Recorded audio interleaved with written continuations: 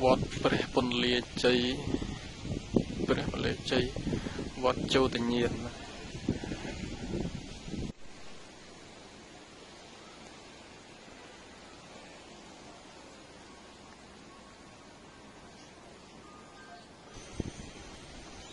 thì vót lơ nơi cặp bông xóm của nó kia bạn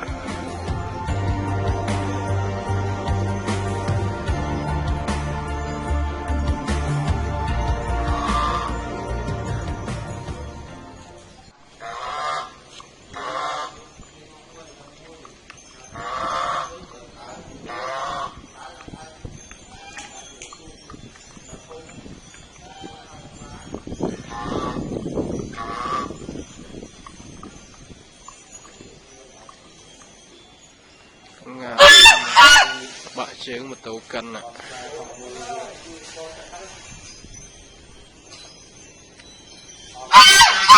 bị chư vía bạ ngập lâu bạn mặt tàu này trôi vọt máu cân chương này là bạ chương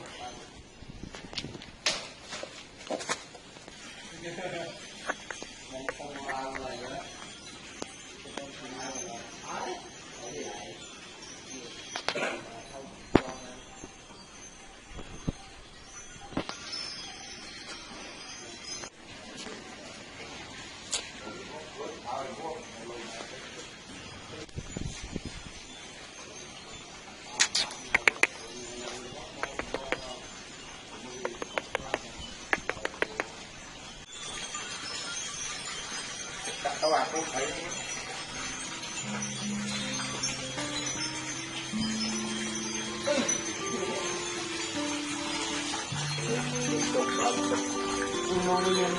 trong qua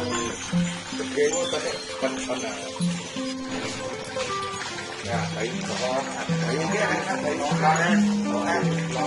ăn đọc cái không có trên nhà thôi cho nó biết